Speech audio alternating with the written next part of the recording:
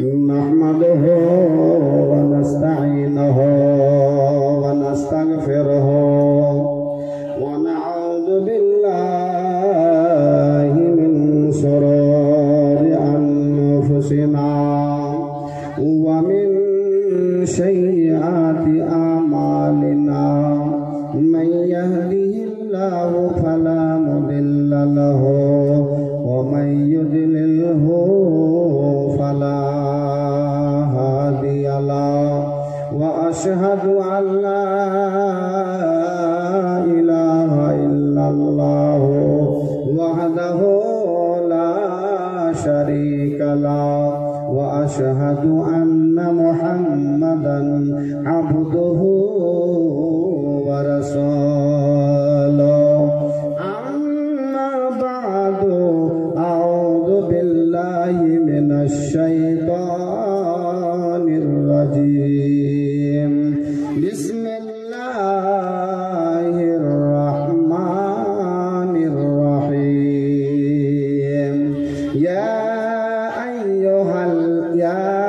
أيها الناس كلوا مما في الأرض حلالا طيبا ولا تتبعوا خطوات الشيطان إنه لكم عدو مبين وقال النبي صلى الله عليه وسلم من شرب الخمر فاجلدوه فإن عاد في الرابعة فاقتلوه أو كما قال عليه الصلاة والسلام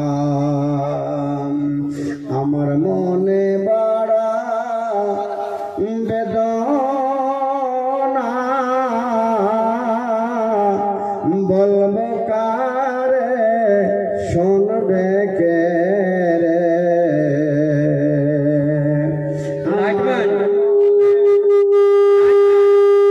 औरत के पिंडाल में लाइट नहीं है, उसको जरा सा देखिए आप। लाइट मैन कहाँ पर है जाको। আমার মনে বড় বেদনা আমি নবী ইয়াতীম আমার মনে বড় বেদনা শুনবে কে রে শুনবে কে রে আছে কি আর জিন্দা প্রাণ আমি নবী ইয়াতীম আমার মনে বড় বেদনা আমারে মায়ের পেটে যখন ছিলাম আমার মায়ের পেটে যখন ছিলাম মারা গিয়েছিল আমার জন্মদাতা পিতা আমার মনে বড় ব্যথা আমার মনে বড় ব্যথা আমি যখন মায়ের পেটে ছিলাম মারা গিয়েছিল আমার জন্মদাতা পিতা আমার বয়স যখন 6 বছর ঘুরতে গেলাম নানি বাড়ি আমার বয়স যখন 6 বছর ঘুরতে গেলাম নানি বাড়ি ফিরার পথে রাস্তার মাঝে ফিরার পথে রাস্তার মাঝে মারা গিয়ে ছিল আমার জন্মধারিণী মাতা, গর্ভে ধারিণী মাতা। আমি নবী এতিম, আমি নবী এতিম, আমার মনে বড় ব্যথা। আমি নবী এতিম, আমার মনে বড় ব্যথা। আমি যখন মায়ের পেটে ছিলাম, মারা গিয়েছিল আমার জন্মদাতা পিতা। আমি নবী এতিম, আমার মনে বড় ব্যথা। লিল্লাহে তাকবীর। মাশাআল্লাহ। উপস্থিত আজকের এই মঞ্চের মহামান্য যোগ্যতম সভাপতি, সামনে বসে থাকা ইসলাম দরদি আমার এইখানকার মুসলমান ভাইরা, আপনাদের কাছে আমি অনুরোধ করব যে আপনারা সবাই এখন আল্লাহর সবাই নেককার বান্দা এখানে বসে আছেন, সবাই মিলে এক বাক্যে মুখটাকে হিলিয়ে একবার অন্তর থেকে আল্লাহ রাব্বুল আলামিনের একবার শুকরিয়া আদায় করুন, বলুন আলহামদুলিল্লাহ। তারপরে আমাদের আখির নবী জনাবে মুহাম্মদ রাসূলুল্লাহ সাল্লাল্লাহু আলাইহি ওয়াসাল্লামের উপরে আল্লাহর অগণন রহমত বর্ষিত হোক। আল্লাহুম্মা সাল্লি আলাইহি, আল্লাহুম্মা বারিক আলাইহি। আমার আপনাদের সম্মুখে আমি সূরা বাকারা হইতে একখানা আয়াত তেলাওয়াত করেছি, সেটা হচ্ছে আয়াত নাম্বার 168 নম্বর।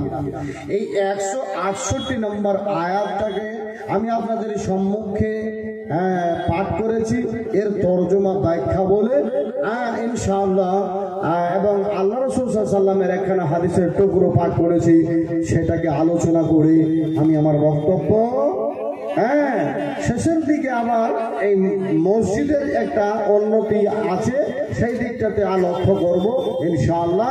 ওমা তৌফিক ইল্লা বিল্লাহ। মানুষ এখন সে আমরা চূড়ান্ত সিদ্ধান্ত নিতে পারি, আর এই চূড়ান্ত সিদ্ধান্তের মাধ্যমে আমরা জান্নাত যেতে পারি।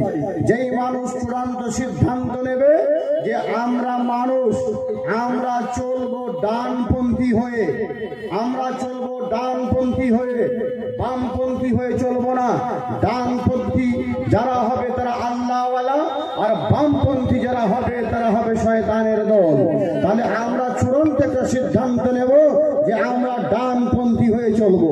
আল্লাহ রাব্বুল আলামিন এই মানুষদের জন্য হালালের একটা ব্যবস্থা এমন ভাবে প্রচুর হারে আল্লাহ দিয়েছে, যেই হালালটা দুনিয়াতে কম নেই, অত্যন্ত বেশি আল্লাহ দিয়েছে হালাল। এবং হারামের সংখ্যাটাকে আল্লাহ একেবারে কম করে দিয়েছে। হালাল চলছে ডান দিকে, হারাম চলছে বাম দিকে। আমরা ইনশাআল্লাহ সবাই ডান দিকে চলার চেষ্টা করব, বলুন ইনশাআল্লাহ, বলুন ইনশাআল্লাহ। তাহলে ভাইজান, আল্লাহ রাব্বুল আলামিন কোরআনের ভিতরে বলছেন ইয়া আইয়ুহান নাস, ইয়া আইয়ুহান নাস। এই নাস শব্দটার মানে এখান করে আল্লাহ রাব্বুল আলামিন কোন জাতিকে ডেকে বলছেন না, এই মুসলমান, এই হিন্দু, এই বেরেলভি, এই দেওবন্দি, এই আহলে হাদিস, এই মুসলমান, এই ভাই, এই কোন কথা বলছেন না। আল্লাহ এক বাক্যে বলছেন ইয়া আইয়ুহান নাস, হে পৃথিবীর মানুষেরা। জি, নামাজি বেনামাজি যত কিছু লোক আছে সবাইকে বলছে ইয়া আইয়ুহান নাস, মানুষেরা। কুলু কুলু মিম্মা ফিল আরদি হালালান তাইয়িবান। আল্লাহ রাব্বুল আলামিন বলছেন জমিনে যত হালাল রিজকের ব্যবস্থা, খাদ্যের ব্যবস্থা তোমাদেরকে দিয়েছি, সেগুলোকে তোমরা খাও। জমিনের মধ্যে হালাল পবিত্র জিনিস যেটা দিয়েছি সেটা তোমরা খাও। কুলু, খাও। কি বলছেন আল্লাহ, ওয়ালা তাত্তাবিউ খুতুওয়াতিশ শাইতান ইন্নাহু লাকুম আদুউম মুবিন। আল্লাহ বলছেন পৃথিবীর মানুষ তোমরা শয়তানের ইত্তেবা করো না, শয়তান হচ্ছে তোমাদের চিরশত্রু। শয়তানের নকশে কদমের ওপরে চলতে যেও না, তাদের পায়ে পায়ে চলতে যেও না। আল্লাহ বলছেন শয়তান তোমাদের চিরশত্রু। তাহলে আল্লাহ রাব্বুল আলামিন বললেন পৃথিবীর মানুষরে, জমিনের ভিতরে যত হালাল জিনিস রয়েছে, যত পাক জিনিস রয়েছে, ওই জিনিসগুলোই তোমরা খাও, আর তোমরা শয়তানের ইত্তেবা করো না। শয়তান তোমাদের চিরশত্রু। এ শয়তান তোমাদের কোনদিন না কোনদিন তোমাদের ক্ষতি করবে। শয়তান কোনদিন না কোনদিন তোমাদেরকে একবারে বিভ্রান্তিতে ফেলবে। তাই তোমরা শয়তানের ইত্তেবা কোনো সময় করো না। এবার চলেন হালাল জিনিসটাকে আল্লাহ রাব্বুল আলামিন খেতে বললেন। হালাল ব্যবস্থা আল্লাহ কতটা করেছে এই জিনিসটা একটা দেখার জিনিস আছে। ভাইজান, আপনাদের এলাকায়, আপনাদের গ্রামগঞ্জে জি কুরবানির সময় আপনারা কি কুরবানি করেন? ভাই একটু কথা বলতে হবে। কি কুরবানি করেন? গরু নাকি? গরু। যখন বিয়ের অনুষ্ঠান হয় তখন আপনারা কি কাটেন? গরু। যখন কোনো ভাই কোনো এমনি একটা কোনো অনুষ্ঠান করে তখন কি কাটে? গরু। এবার জালসার অনুষ্ঠান আজকে হয়েছে, এই জালসার অনুষ্ঠানে আজকে কি কেটেছেন? জি, গরু। তাহলে জালসার অনুষ্ঠানে গরু, কুরবানির দিনে গরু, বিয়ের অনুষ্ঠানে গরু, এমনি কোন অনুষ্ঠান করলে সেখানে কাটেন গরু। তাহলে গরুর মাংসটাকে আল্লাহ কি করেছে? কি করে হয়? গরুর মাংসটাকে আল্লাহ হালাল করেছে। এই গরুর মাংস আপনি সব জায়গায় খাচ্ছেন। এবার আপনাকে প্রশ্ন হলো, গরুটাকে আল্লাহ যে হালাল করেছে, এই গরু যে গায় হয়, সে গায়টা বছরে কয়টা বাচ্চা জন্ম দেয়? ভাই কয়টা? ওই ছেলেটা দেখে ভাই দেখাচ্ছে একটা। তাহলে একটা গাভীতে এক বছরে জন্ম দেয় একটা বাচ্চা। সেই বাচ্চাটা আবার বেটাও হতে পারে, বাচ্চাটা আবার বেটিও হতে পারে, বাছাও হতে পারে, বাছিও হতে পারে। এটা কোনো মানে বলা যাবে না কি হবে। তাহলে গরুটা এক বছরে একটা বাচ্চা জন্ম দেয়।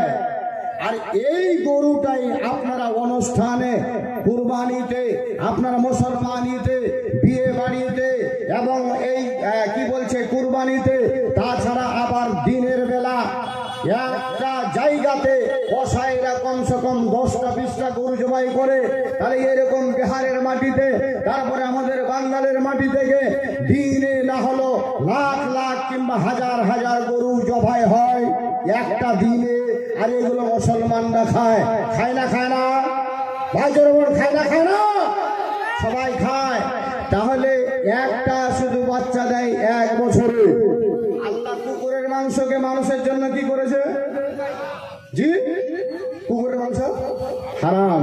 তাহলে কুকুরের মাংসকে আল্লাহ হারাম করে দিয়েছে যে খবরদার কুকুরের মাংস খেও না। তাহলে কুকুরেরা বাচ্চা জন্ম দেয় কয়টা? আরে 6 মাসে 8টা, 6টা, 5টা, 10টা। এর কোনো নিয়ন্ত্রণ নেই। এ কটা জন্ম দিবে এর কোনো হিসাব নেই। এ বিনা হিসাবে কুকুর জন্ম দেয়। এবার আপনাকে বলবো, এই গারগাঁও গ্রামটাতে আপনি সকালে বের হন, আর সকালে বের হয়ে জিজ্ঞেস করতে লাগেন, ওই ভাই আপনার সাথে তোমার বাড়িতে গরু আছে? হ্যাঁ আমার বাড়িতে গরু আছে। আরেকজনের বাড়িতে তোর গরু আছে? আমার বাড়িতে গরু আছে। এরকম ভাবে গোটা গারগাঁও গ্রামটাতে আপনি ইনকোয়ারি চালু করেন। ইনকোয়ারি করতে গিয়ে দেখা যাবে 5টা বাড়িতে গরু নেয়, 95 বাড়িতে গরু আছে। 95 বাড়িতে গরু আছে, 5টা বাড়িতে গরু নেয়। আরেকটা গ্রামে যায় ওরকমই হবে যে 100টা বাড়িতে 95 বাড়িতে গরু হবে, 5টা বাড়িতে গরু হবে না। জি, তাহলে আবার আপনাকে বলি, এবার আপনার এলাকাতে কুকুরকে জন্ম দিতে দেখলেন 8টা থেকে 10টা বাচ্চা। এবার গারগাঁও গ্রামটাতে আপনি সকালে গিয়ে ইনকোয়ারি শুরু করেন, ভাই তোমার বাড়িতে কুকুর আছে? কি তুমি যেখানে জিজ্ঞেস করছো না আছে কিনা বলো না। কুকুরকে পুষবে, কুকুর পুষি না, তাহলে কুকুর ওর বাড়িতে নাই, ওর বাড়িতে নাই, ওর বাড়িতে নাই। এই করতে করতে করতে করতে আপনি গোটায় গ্রামটা ইনকোয়ারি করে পাবেন 5টা বাড়িতে কুকুর আছে, 95 বাড়িতে কুকুর নাই। আল্লাহ রাব্বুল আলামিন বলছেন হালাল জিনিসটা তুমি খাও, হালাল জিনিসটা তোমার জন্য আমি হালাল করেছি, সেটা তুমি খাও। এবার গরু এত কম জন্ম দেয়, এত কম বাচ্চা হয়, প্রতিটা বাড়িতে গরু পাওয়া যায়, এতটা কুকুর বাচ্চা জন্ম দেয় যেটা হারাম, আবার সেটাকে বাড়িতে বাড়িতে পাওয়া যায় না। তাহলে হালালের ব্যবস্থা আল্লাহ রাব্বুল আলামিন অনেক করে দিয়েছে। হালালের ব্যবস্থা আল্লাহ মানুষের জন্য অপরাধ দিয়েছে। তাহলে মানুষ এবার হালালটাকে খাবে আর হারামটাকে ছেড়ে দেবে। কুকুরের মাংস মানুষ খায় না, জন্ম দেয় অথচ মানুষের বাড়িতে পাওয়া যায় না। গরুর মাংস আল্লাহ হালাল করেছে, জন্ম অনেকটা কম হয়, আল্লাহ ওতে এত বরকত দিয়েছে প্রত্যেকটা বাড়িতে পাওয়া যায়। ভাইয়া এবার আপনাকে বলবো, ভাই মসজিদটা আপনার জন্য পাক না না পাক? প্রত্যেকটা মুসলমান বলবেন পাক। ভাই আপনি এবার একটা মন্দিরে যাবেন, মুসলমানদের জন্য মন্দিরটা পাক না না পাক? এ ভাই না পাক না না পাক? মন্দিরটা হচ্ছে না পাক, তাহলে মুসলমানদের জন্য মসজিদ পাক। এই মুসলমানরা মসজিদে যাবে, মসজিদে যেতে হলে আল্লাহ রাব্বুল আলামিন এবার আল্লাহ রাব্বুল আলামিনের নবী এবার বলছেন, হে আমার উম্মতের দল, আল্লাহ যখন তোমার জন্য পাক পবিত্র জিনিসের ব্যবস্থা করে দিয়েছে, তবে তুমি যখন মসজিদে যাবে তখন তোমরা পাক পবিত্র জিনিস নিয়ে মসজিদে যাবে। কি পাক পবিত্র? তোমার পোশাকটা হবে এমন একটা পোশাক যেটা হালাল পোশাক, তোমার হালাল হবে। হালাল পোশাক নাপাক পোশাক নয়, পাক পোশাক তোমাকে নিতে হবে। আবার যেটা তুমি পেটে খাদ্য খাবে, ওই খাদ্য জিনিসটাও তোমার জন্য পাক হতে হবে, হালাল হতে হবে। এবার জামাটা যেন হালাল হয়, কাপড়টা যেন হালাল হয়, আপনার যেন খাদ্য হালাল হয়। এ হালাল খাদ্য খেয়ে এ পাক পবিত্র পোশাক পরে তুমি আমার মসজিদে আসবা, আল্লাহর ঘরে তুমি যাবা। যদি তোমার শরীর পাক না হয়, তোমার জামা যদি পাক না হয়, তোমার খাদ্য যদি পাক না হয়, আল্লাহর ঘরে যাবি রে, সিজদা করবে, আর সিজদার মাধ্যমে আল্লাহকে বলবে আল্লাহুম্মা গফিরলি, আল্লাহুম্মা গফিরলি, আল্লাহ তুমি আমাকে ক্ষমা করে দাও। সুবহানাকা আল্লাহুম্মা ওয়া বিহামদিকা আশহাদু আল্লা ইলাহা ইল্লা আনতা। আল্লাহর মসজিদে যাওয়ার পরে সিজদাতে পড়ে আল্লাহকে বারবার বলবে আল্লাহ তুমি হলো পাক, তুমি হলে পবিত্র, আল্লাহ তোমারই প্রশংসা করছি। আল্লাহ বলবে বান্দা তোর প্রশংসা করার প্রয়োজন নাই, আমাকে পাক পবিত্র বলার প্রয়োজন নাই। মসজিদে তুমি এসেছ, আবার আমার মসজিদ থেকে ফিরে চলে যাও। তোমার পেটের ভিতরে হারাম জিনিস আছে, তোমার শরীরের মধ্যে হারাম জিনিস আছে, আবার তোমার শরীরের মধ্যে শরীরটাও পর্যন্ত পাক নাই, তোমার ইবাদতের দরকার নাই। আমার বান্দারা তোমরা ফিরে চলে যাও, তোমাদের প্রয়োজন নাই। আল্লাহ রাব্বুল আলামিন এবার বলছেন এই আমার বান্দার দল, তোমরা আমার যেটা দেওয়া পাক পবিত্র জিনিস সেটা তোমরা খাবে, তোমরা হারাম জিনিস খবরদার খেতে যায় না। আর আল্লাহ বলছেন আমার বান্দারা যেটা তোমাদের শয়তান তোমাদের পথভ্রষ্ট করবে, তোমাদেরকে জান সহ মারার চেষ্টা করবে, তোমাদেরকে জাহান্নামের দিকে নিয়ে যাবে, আমার বান্দার দল রে খবরদার তোমরা এই শয়তানের ইত্তেবা করবে না, শয়তানের পদে পদে চলবে না, শয়তানের কদমে কদমে চলিও না। আল্লাহ তোমাদের মানা করে দিয়েছে। আল্লাহ রাব্বুল আলামিন যখনই কোনো মানুষকে আল্লাহ জমিনের ভিতরে খাবার জিনিসটা দিয়েছে, তখন কিন্তু হালাল জিনিস জিনিসটাকে কোনদিন আল্লাহ গনে গনে দেয় নাই, আল্লাহ সেটাকে কোনো জায়গাতে অঙ্কে করে দেয় নাই, আল্লাহ রাব্বুল আলামিন ক্যালকুলেটরে জুড়ে জুড়ে দেয় নাই। আল্লাহ তোমাদের জন্য আমাদের জন্য এই দুনিয়ার ভিতরে হালাল জিনিসটাকে এমন ভাবে দিয়ে দিয়েছে এটাকে গুনার প্রয়োজন নাই, গুনেও শেষ করতে পারা যাবে না। আল্লাহ তাবারক ওয়া তাআলা আবার বলছেন, আমার বান্দারা রে, তোমরা হচ্ছে আমার বান্দা, তোমার মুখটা আমি পাক পবিত্র করেছি, তোমাদের মুখে হারাম জিনিসটা যাবে না, তোমাদের ভিতরে হারাম জিনিস দিয়ে আমি আমার বান্দার মুখখানা দিয়ে আমি আল্লাহ আমার ইবাদতটা নেব না। আমার বান্দারা তোমরা ভালো জিনিস খাবে, আমার ইবাদত করবে, আমি আল্লাহ তোমার ইবাদতে আমি সন্তুষ্ট হব, আমাকে ভালো লাগবে। পৃথিবীর মাটির মানুষরা আমি তোমাদের আজকে বলে দিতে চাইছি, এটা হলো আল্লাহর কোরআন, এটা হলো আল্লাহর কোরআন। এই আল্লাহর কোরআন এমন একটা পৃথিবীতে কিতাব যুবকের দল আল্লাহ তাবারক ওয়া তাআলা চারখানা কিতাব দুনিয়াতে দিয়েছিল, বড় বড় কিতাব। একখান দিয়েছিল তাওরাত, একটা দিয়েছিল জাবর, একটা দিয়েছিল ইনজিল। শেষের বেলা মুহাম্মদুর রাসূলুল্লাহ সাল্লাল্লাহু আলাইহি ওয়াসাল্লামের উপরে কিতাব নাযিল হলো আল কোরআনুল কারীম। এই কিতাবটা এমন একটা কিতাব রে যুবকের দল, আমার মায়েরা, আমার বোনেরা, সমস্ত কিতাবের তেলাওয়াত বন্ধ হয়ে গেল, সমস্ত কিতাবের পড়া বন্ধ হয়ে গেল। আল্লাহ রাব্বুল আলামিন শুধুমাত্র যেই কিতাবের হেফাজতের দায়িত্ব, যেই কিতাবের হেফাজতের দায়িত্ব নিজে নিয়েছে, সেই কিতাবের তেলাওয়াত হয়ে গেল। আল্লাহ আল্লাহ আল্লাহ, যতগুলো দুনিয়ার মধ্যে এই জুমা মসজিদ থেকে নিয়ে ওয়াকিয়া মসজিদ পর্যন্ত আল্লাহর বান্দারা কায়েম করেছে, বানিয়েছে। আল্লাহ আল্লাহ আল্লাহ, বলো না ভাই মসজিদের ভিতরে ঢুকে রে এখনো ভালো লোক, এখনো ভালো মানুষ দুনিয়ার ভিতরে পাওয়া যায়, রয়েছে, আছে। তারা আযান দেয়, মসজিদের ভিতরে যায়, তারা তাওরাতের তেলাওয়াত করে না, তারা জাবুরের তেলাওয়াত করে না, তারা ইনজিলের তেলাওয়াত করে না, বাইবেলের তেলাওয়াত করে না, তারা কোনো নভেল নাটকের পড়া পড়ে না। আল্লাহ রাব্বুল আলামিন বলছেন, বান্দা তোমাদের মুখটাকে আমি পবিত্র করেছি, তোমাদের মুখটাকে আমি ভালো করেছি, এই ভালো মুখটাতে তোমরা ভালো জিনিস খাবা, খারাপ জিনিস খেতে যেও না।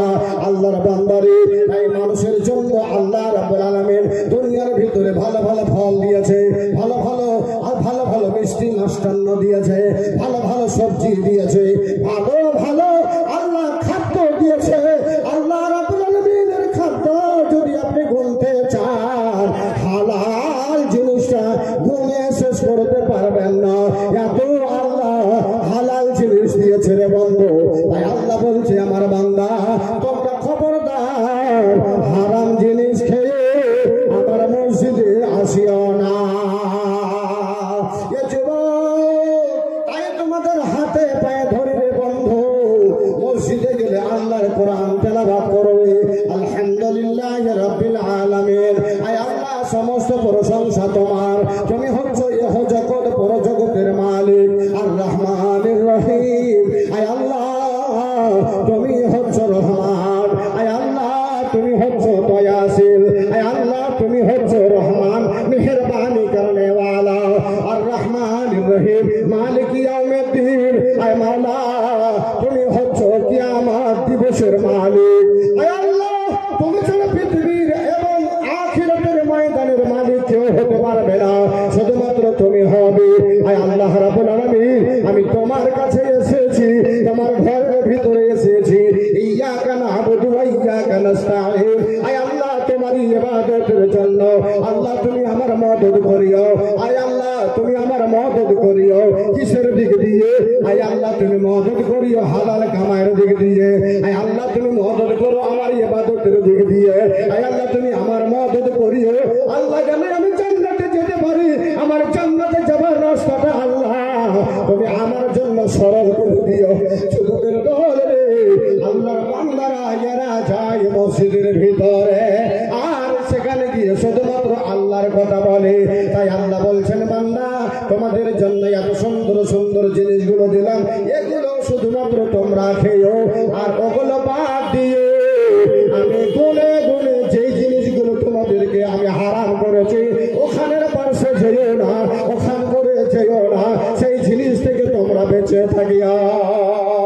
আমি মানব হইয়া জন্ম লবিয়া, আমি মানব হইয়া জন্ম লবিয়া, আমি সমাজের করিলাম কি রে, আমি মানব হইয়া জন্ম লবিয়া, আমি সমাজের করিলাম কি রে।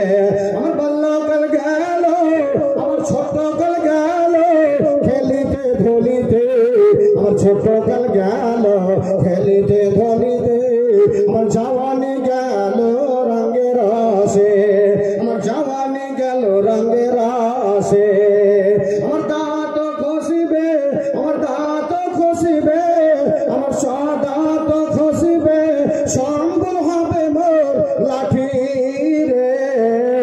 আমি মানব হইয়া জন্ম লবিয়া, আমি সমাজের করিলাম কি রে, আমি মানব হইয়া জন্ম লবিয়া, আমি সমাজের করিলাম কি রে, আমি মসজিদের জন্য করিলাম কি রে, আমি মানুষের জন্য করিলাম কি রে, আমার জীবনের জন্য করিলাম কি রে। আমি মানব হইয়া জন্ম লবিয়া, আমি সমাজের জন্য করিলাম কি রে। আমার তাই আল্লাহ রাব্বুল আলামিনের কোরআন বলছে, আমার ভাইরা ভালো করে শোনেন, আল্লাহ বলছে ইয়া আইয়ুহাল্লাযীনা আমানু, ওখানে বলা হয়েছিল ইয়া আইয়ুহান নাস, এখানে আল্লাহ বলছে ইয়া আইয়ুহাল্লাযীনা আমানু।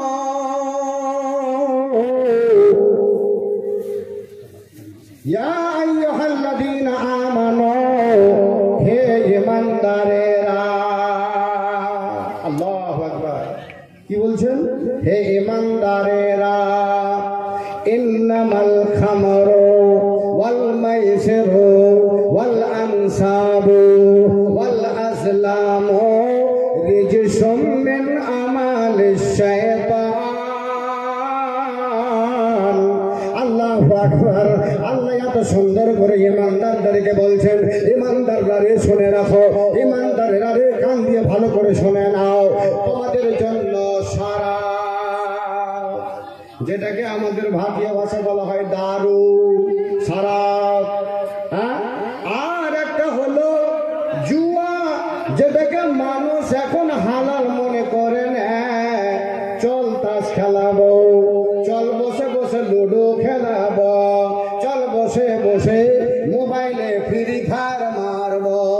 এর ফ্রি ফায়ার খেলনে वाला, এর মোবাইলে খেলা খেলনে वाला, এর জুয়া খেলনে वाला, এর তাস খেলনে वाला, ভালো করে শোনে না আল্লাহর বান্দারে, যারা এটাকে হালাল মনে করে খেলো, এটা তোমাদের জন্য হালাল নয়, এই খেলাগুলো তোমাদের জন্য হারাম, তোমাদের জন্য হারাম, এই খেলাগুলো চলবে না, খবরদার এই খেলার পাশে যেও না। আল্লাহ বলছে মদ, শরাব আর জুয়া আর হচ্ছে দেবী দেবতার সামনে গিয়ে তার উপরে মানব চড়া কিংবা দেবী দেবতা, এই জিনিসগুলো আর যেটাকে ভাগ্য পরীক্ষা করা হয়, আল্লাহ বলছে রিজসুম মিন আমালিশ শাইতান, এগুলো হলো শয়তানের কাজ, এগুলো হলো শয়তানের আমল, এগুলো হলো শয়তানের কাজ, এগুলো শয়তানের বুরা কাজ, এগুলো শয়তানের খারাপ কাজ। আল্লাহ বলছেন ফাজতানিবু, মুসলমানের বেটারা, মুসলমানের বেটিরা রে, এইসব জিনিসগুলো থেকে তোমরা বেঁচে যাও, বেঁচে থাকো, বেঁচে থাকো। আল্লাহ বলছে বেঁচে থাকো, বেঁচে থাকো, লাআল্লাকুম তুফলিহুন। বান্দারা, তোমরা এসব জিনিস থেকে বেঁচে থাকলে আর তোমরা কামিয়াব হতে পারবা, তোমরা সফল কাম হতে পারবা, আর না হলে তোমরা সফল হতে পারবে না। আল্লাহর বান্দা যারা শরাব পান করেন, যারা আল্লাহর বান্দা শরাব পান করে, মদ খেয়ে বেড়ায় বাজারে বাজারে যেখানে সেখানে।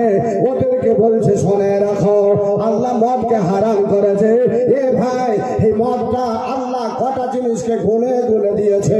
একটা হলো মদ, একটা হলো আপনার জুয়া, একটা হলো দেবী দেবতা, আর একটা হলো যেটা ভাগ্য পরীক্ষা করা হয়।